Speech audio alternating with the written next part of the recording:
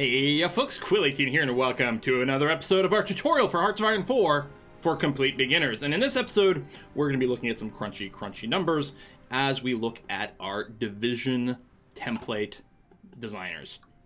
So, the unit of organization used for combat in Hearts of Iron is the division. That's what all these guys are. They represent a division which have a number of different battalions within them, as well as support companies.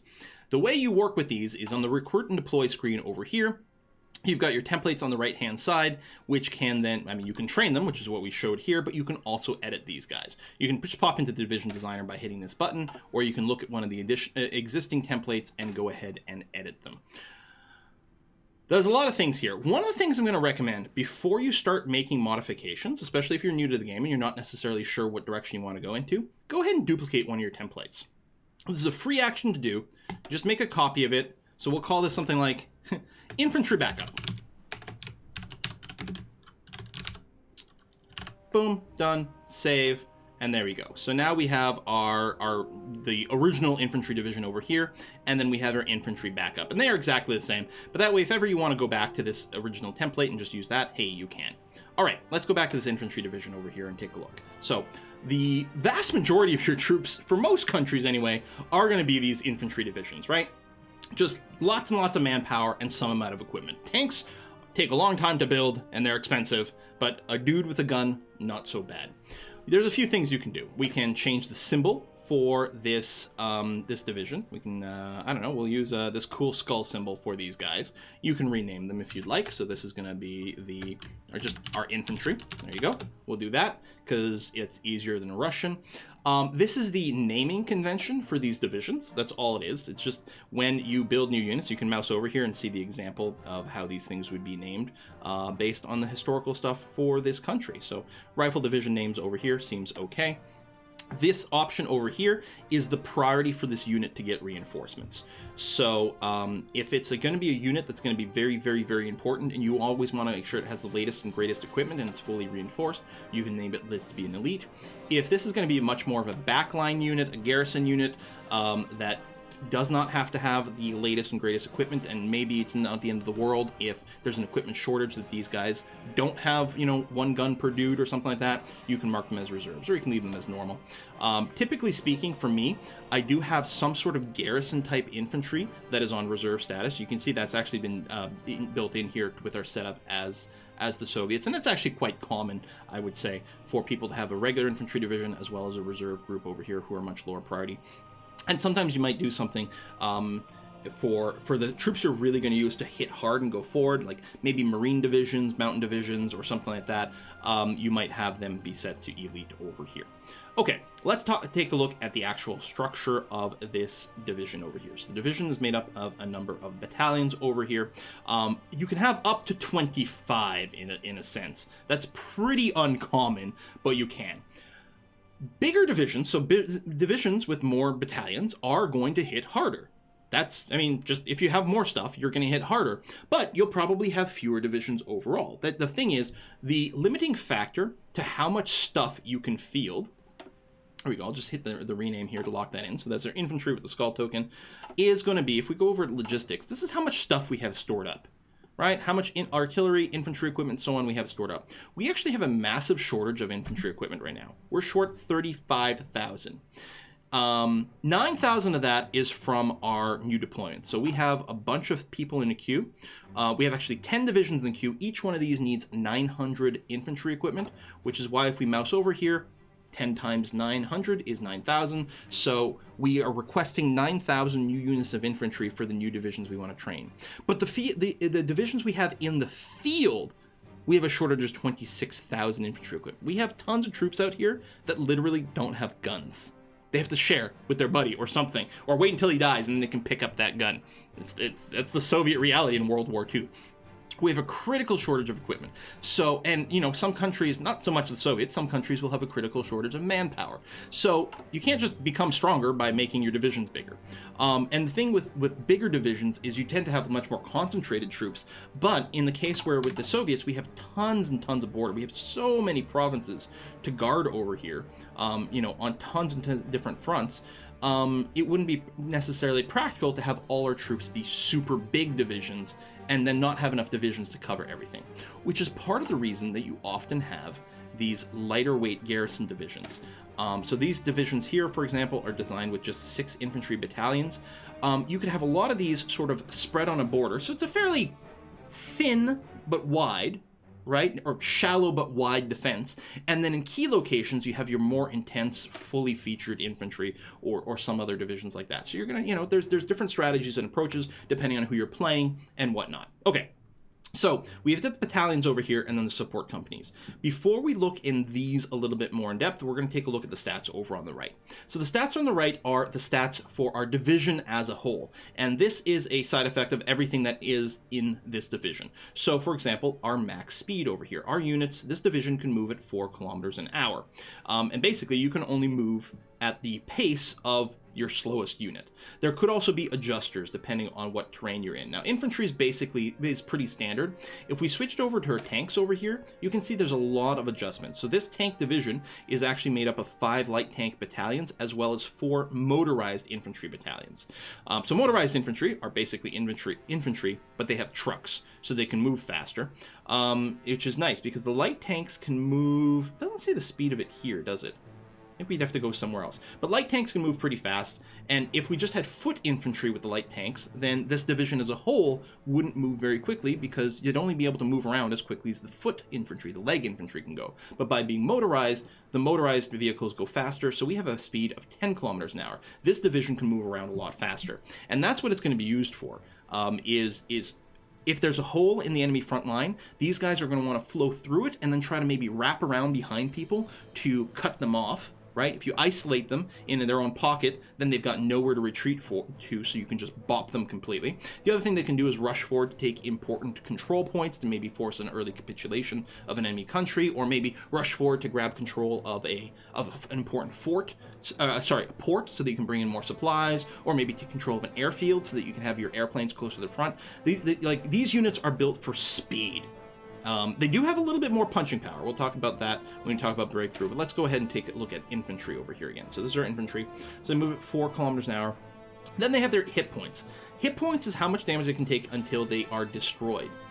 This, in a sense, is not the most important trait for your troops. You'd normally think of hit points as being their most important trait for, their sort of hit point bar. But in fact, organization is usually the much more substantial number for determining how long your troops can fight. When you run out of organization, your troops, if they were attacking, they will stop attacking. If they were defending, they will be forced to retreat back by one province. If they can't retreat, for example, if they are surrounded, if they're encircled, if they can't retreat and they run out of organization, they surrender. They just get eliminated from the map completely. And they're gone. They're just been captured as POWs or worse. So organization tends to determine how long your troops can fight either on the attack or the defense. And so this is really the HP. Like, you can lose units, they will die, and as they fight, a bunch of them will die. So the hit points is still a thing, but organization is surprisingly more dominant. So make sure to keep an eye on this. Ignore HP. Don't put much weight in HP. Put more weight in organization. Recovery rate, how quickly we regain organization between combat, which is very good. Reconnaissance here, the ability to scout ahead, anticipate enemies. This, in battle, both sides of battle keep picking tactics. There's a list of different tactics they can use. Some tactics counter other tactics. If you have better reconnaissance than your opponent, you have a better chance of picking a tactic that will counter theirs, which is really nice. Suppression over here is your ability to suppress local resistance. So if you are occupying enemy territory, let's say we've successfully invaded Poland, some of the Polish people might be somewhat cranky about that and try to rise up in rebellion. Your suppression number is how good you are at stepping on that rebellion. Cavalry are better at suppressing resistance than infantry. I think because just they can move around a lot more quickly, through cities and things like that, and they look a lot more intimidating. It's probably it. Weight over here, how much the unit weighs, which is required for how much transport ships and transport planes are required to move these units. Supply use, how much supply they consume per day. The amount of supply they use will vary depending on what they're doing, between fighting and whatever. and such forth. Reliability, chance of things breaking down. Trickle back, when you lose some people in combat, how many of them might come back? If you start to develop like first aid tents and things like that, someone who's wounded in combat, they might just be able to patch them up and then put them back in the field a lot faster without counting as a pure loss. Experience loss over here. If we're making some swaps, all of your divisions have a certain amount of experience. If you make changes to the division templates, or if people die and then have to be reinforced, you will lose some of that experience because you're getting new blood in there. Okay, combat stats. So this is how well we fight.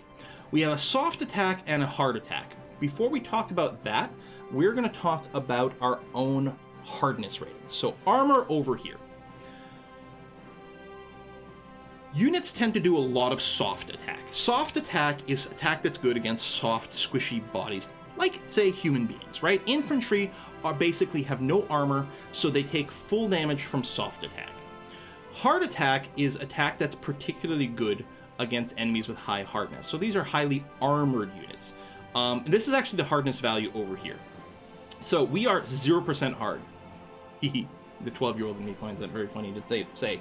But this is our proportion of damage we take between soft attack and hard attack. Armored units, so if we go over here and take a look at our tank division, right, our motorized or mechanized corps, you can see this is 48% hardness. Tanks have huge amounts of hardness because they have a substantial amount of armor rating. The motorized infantry might have a little armor. Nope, actually they have negative armor, right? So they actually send you towards more of a soft level.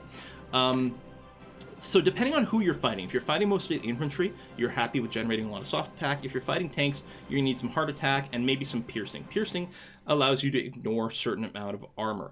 Anti-tank weapons are particularly good at piercing armor, for example. So we've got that. Let's talk about defense and breakthrough. So we talked about how organization is effectively more day-to-day important than hit points. Well, potentially even more than that, you've got breakthrough and defense.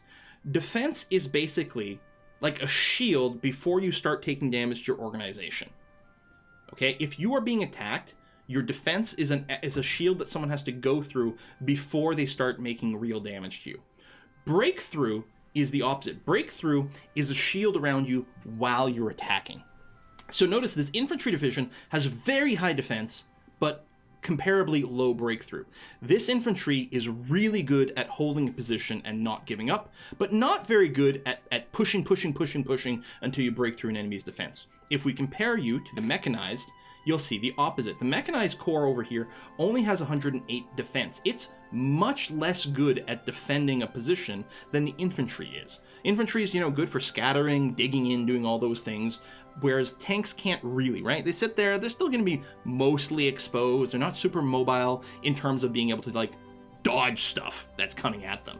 They're mobile at, going fast in a straight line, but that's about it. So they're not as good at defending. However, they have a massive amount of breakthrough in compared to the infantry. The infantry had 30, this is 142. So again, this is sort of a shield around this unit while they're attacking before they start to truly lose any organization. You can see this tank division has quite low organization. Infantry had 54.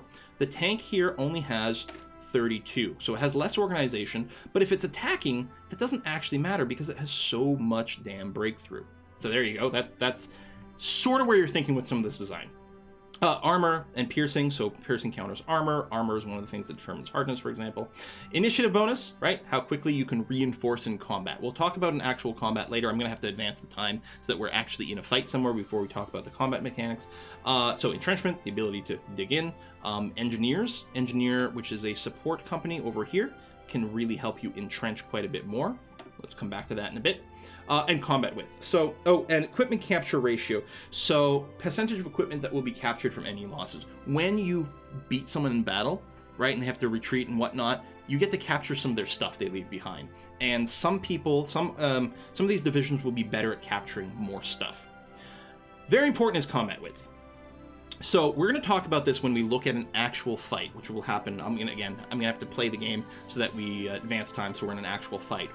But combat width, any battle that you have has a maximum width of the fight. That is how big the front line is, which determines how much stuff can fight at one time. Because let's say you're fighting in a narrow corridor You can't have 1,000 people fighting simultaneously in a narrow corridor. You're going to have 2 or 3 guys on each side who are the only people that are going to be able to touch each other and fight, and then as people go down, people behind them will be able to move forward and engage. That's what combat width is. So depending on where you're fighting and from what angles you're fighting, there's going to be a different amount of combat width available. And we'll look at that when we're in combat, and it depends on how many, from how many provinces you're attacking and whatnot. But generally speaking, the combat width will be a multiple of 20, okay? And therefore, most people design their divisions around having a combat width in a multiple of 20. So the example here is in the tooltip. It says if the combat has a total width of 80, right? You're in an area that's big enough, it's got a combat width of 80. And let's say your divisions have a combat width of 20, right? This one has an 18, but let's assume, I'll just make a little change here. We're going to do this. So now we have a combat width of 20. So if the combat has a combat width of 80 and each division has a width of 20, that means we can fight with 4 divisions at the same time.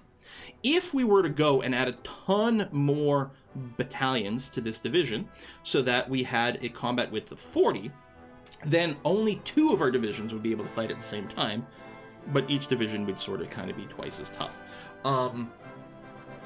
Interestingly enough, our organization went down as we added this tank. Tanks have negative organization. If we were to go and add in a just ground infantry, infantry has more organization. So you can see it's going up. Infantry is good with organization. Infantry is good at holding a line. They've got more organization, they've got more breakthrough. Tanks by themselves have negative organization.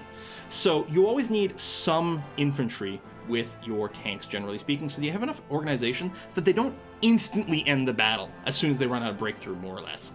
So that's no good. But since we added leg infantry, look, our maximum speed is down to 4 kilometers an hour. Notice that we have up and down arrows over here to show different changes. They're also color-coded, right? So weight going up, so it's an up arrow because our weight went up, but that's in red because that's bad.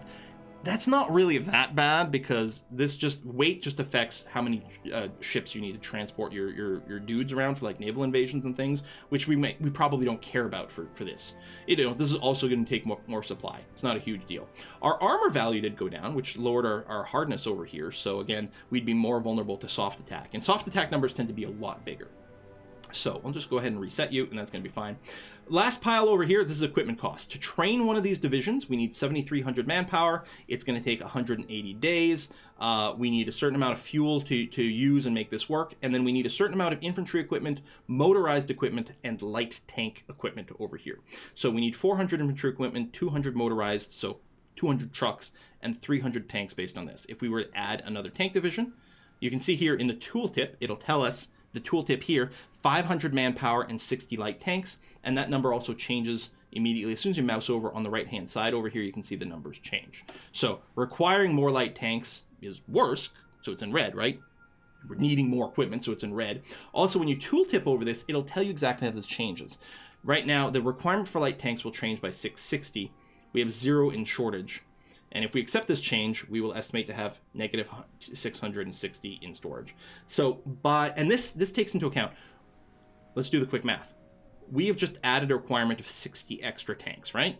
By adding this battalion has a requirement of 60 tanks. So each one of these divisions requires 60 tanks. We have 11 divisions in the field, so 11 times 60 is 660. We need 660 more tanks. If we were to save this, right, we'd be making a change to our tank division that are in the field. This doesn't only affect new ones we build, it affects the ones that are already in the field, but we don't actually have the tanks to do that. So we just gave instructions to all of our troops in the field to rearrange themselves, right? Now you have a 6-tank battalion, you've got to organize yourself around this, and then they're going to say, yeah, well, we have to organize ourselves around this, but you didn't actually give us tanks.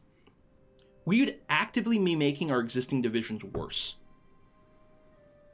Even though, like, the divisions wouldn't change, right? They have exactly the same amount of equipment they had before. But because we're telling them to organize themselves in this way, and they can't, this division would have actually gotten worse.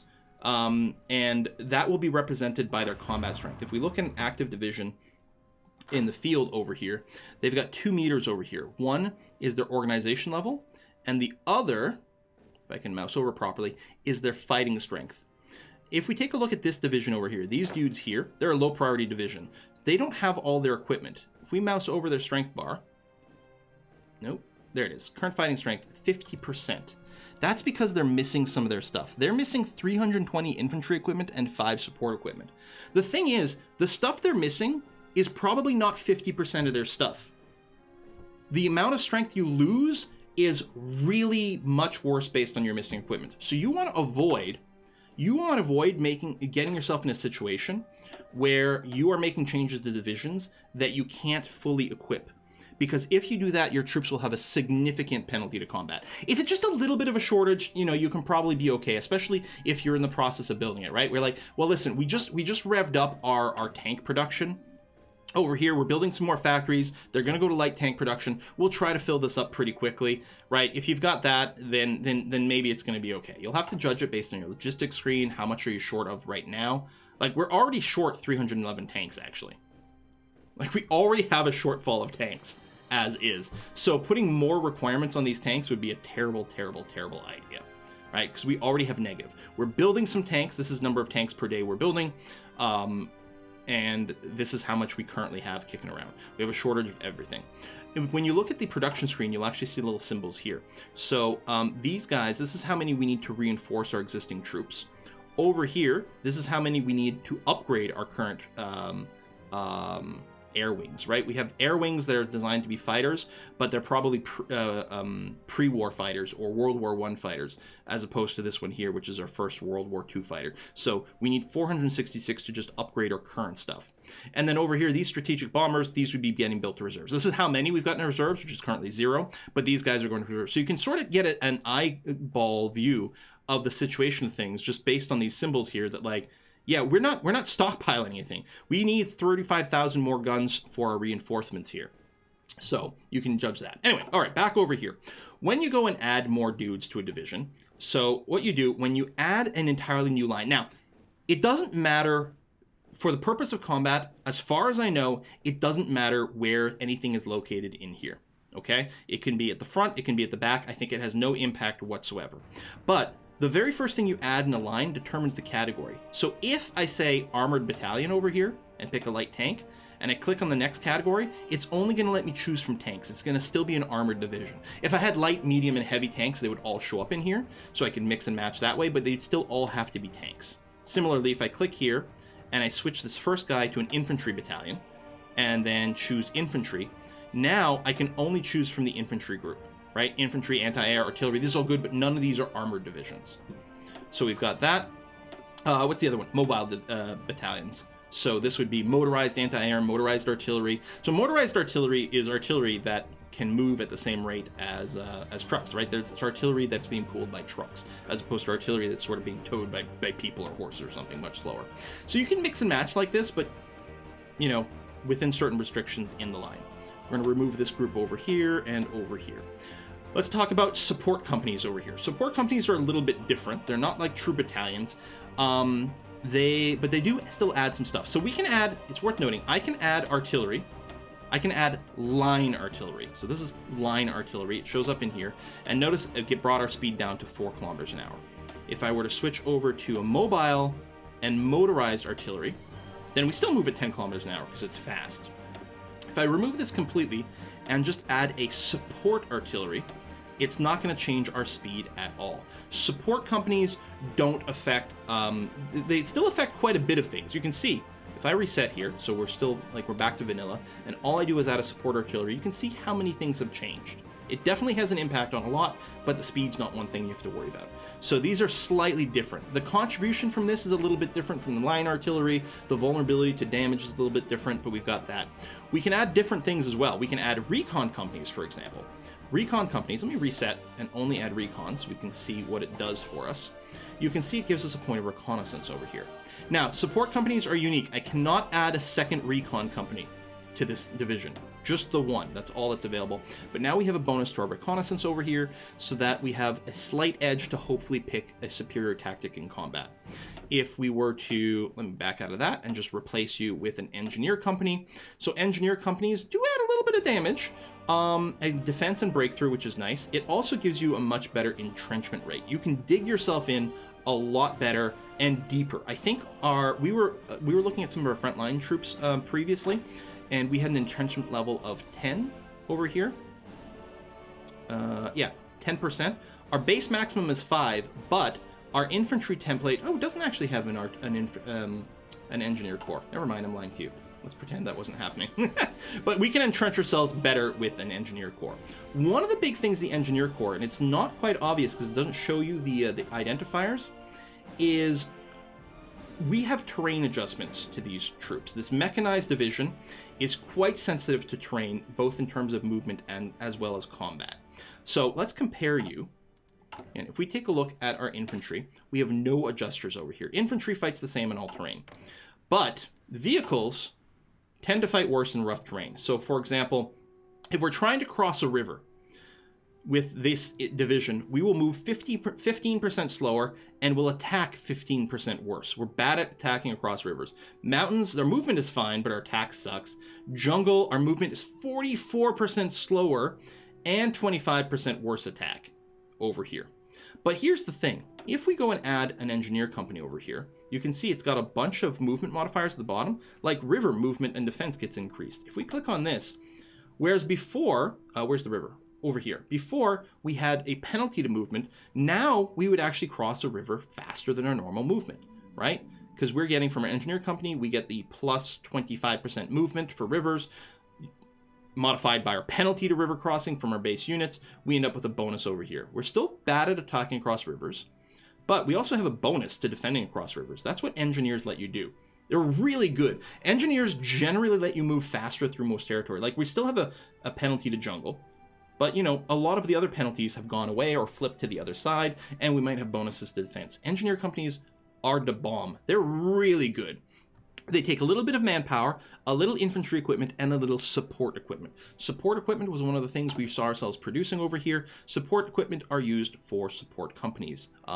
I think exclusively. I think that's all support equipment is used for, is these guys. Support artillery will require a little manpower and some artillery, no support equipment. Support anti-air needs manpower and anti-air. Recon company needs manpower, infantry equipment, and support equipment. Military police, same thing over here. Military police add more suppression. I talked about how suppression lets you stomp out rebels. If you add military police to a division, it gives you a 20% bonus to their suppression. And we can see that, I think, in effect, this garrison division, yeah, they've got military police installed.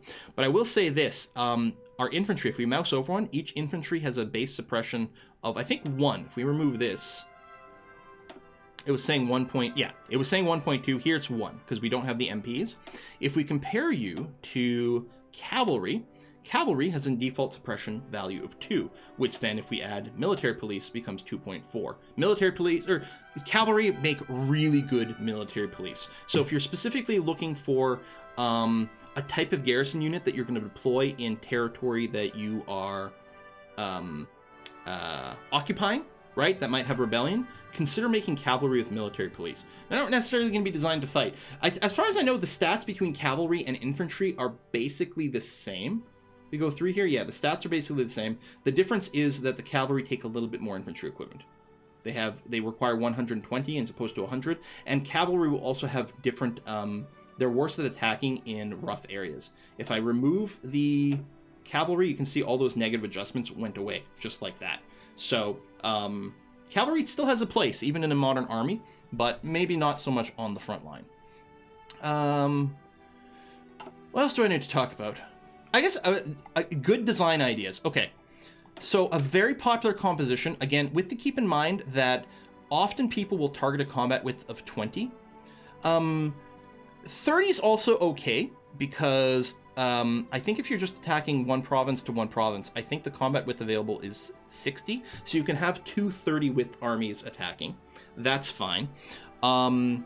40 is not too bad, because if you're attacking from more than one province, the combat width goes up. But 20 is very popular for a reason, just because it tends to work best with combat width. That being said, don't overthink. If you end up with an oddball number, it's okay, because it's only in very certain circumstances where optimal combat width actually matters. So don't stress your brain about it.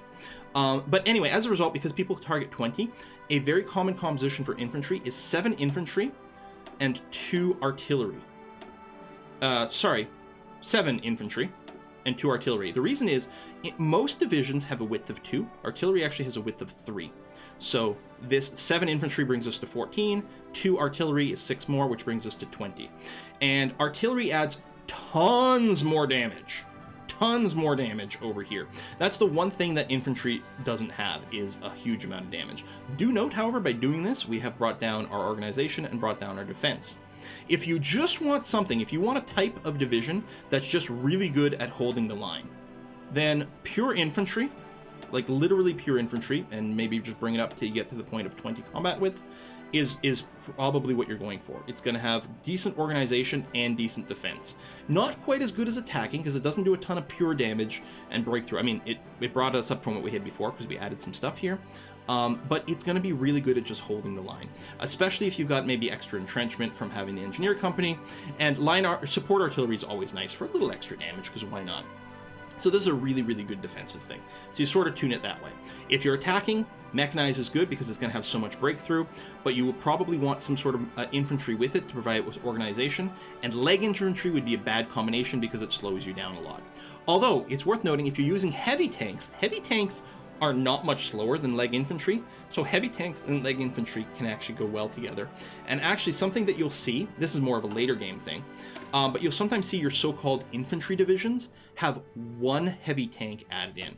We don't have one, so it's not a good example, but the heavy tank, again, we don't really care about its speed, but it adds some armor and therefore some hardness, which lets us ignore some of the soft attack. It actually adds quite a bit of hardness value. So all of a sudden our infantry battalion is way less squishy. The other thing you'll see later on, if we take a look at research screen over here, and we look at the infantry thing, right? We've unlocked mobile infantry, so these are our wheeled trucks. But later on, we'll also unlock mechanized infantry. So these are going around in fairly armored vehicles. Our quote-unquote infantry are driving around in, not tanks, but fairly armored vehicles over here. And so this vehicle over here has still a lot of defense, but it has a bunch of armor value. And so this is really, really quite tough. At some point, what you're going to want to do, and compared to the motorized here, the motorized has no armor whatsoever, right? It's motorized infantry. The reason we pair it with tanks is because it moves as fast as tanks. It actually moves at 12 kilometers an hour if we wanted to. It moves as fast as tanks, but it sucks for, well, let's get 10% hardness over here, I guess. But quite a bit more, 50% hardness there. So you're going to want to replace your motorized infantry with mechanized. Do note that this only has a maximum speed of 8 kilometers an hour. So if you still want a light tank division that moves super sick fast, you might still just use the motorized. And you're still going to want this because it's got the organization. But at a speed of 8 with the mechanized, that actually pairs up nicely with the medium tanks. So medium tanks have a speed of 8 kilometers an hour. So medium tanks plus mechanized infantry, sick combo. And again, if we look at the heavy tanks over here, you can see its speed, it's 5 kilometers an hour. So being slowed down to 4 kilometers an hour by being paired up with leg infantry is not really a big deal. As far as I know, oh, okay, it does go up to 6 for the later models. That's what it is. And then we've got a super heavy tank over here. Super heavy tank, 4 kilometers an hour. This interesting little hybrid tank here. Yeah, I guess the mediums start at 8, they go all the way up to 10, which is pretty good. And you get this hybrid that's also at 10. So, a little something to think about. By unlocking anti-tank, it gives us the ability to build both line anti-tank as well as support anti-tank. There's those. You've got your support companies over here. So you have to unlock the ability to build support equipment first, which Soviets do start with, and then you can unlock different types of support companies. So we've got our engineers that can dig in, we've got a recon that gives us that recon bonus for better tactics, military police, which gives us more suppression. We got a maintenance company. What this does is it adds more reliability. Your vehicles, like tanks, can just randomly, you're going to suffer some losses of tanks just from breakdowns. And so by adding a maintenance company to an armored division, you can lose fewer tanks by having higher reliability. There's no reason to put a maintenance company on an infantry division, but it might be worth on a tank division. If you have unlocked motorized infantry, then there are motorized, or there are new types of support companies that you can add. So, for example, field hospitals. So adding a field hospital support company to a division does require you to have some amount of motorized sitting in your logistics. Field hospital gives you more trickle back. So up to 20% depending on how it works out with the actual math, but some amount of your losses in combat, you know, people that you would lose aren't lost. Instead, they go to the field hospital, they get patched up, and then they can get sent back to the front line. So if you are playing a country that has relatively low manpower, getting field hospitals on your infantry divisions really, really highly valuable, because it'll save you a ton of manpower. We've also got the signal company over here. It does require that we've unlocked the radio for it. What this does is it gives us a superior superior initiative over here, so we can fight faster, or we can reinforce faster, which is really nice. We also get a tick of it if we just unlock the radio tech over here for the reinforcement rate. So all this is going to allow more troops to get into combat faster. So more of your divisions will be able to fight sooner and, you know, get those early blows in, which is really, really, really valuable. All right, that is basically it for this. We will still do a video where we look at an actual combat in practice. We're also going to have to talk about the Navy and the air wings as well. And I guess some of the politics. This politics screen as well as some diplomacy. So we got a few more videos left to go. Thank you very much for watching, folks. I'm going to see you guys next time.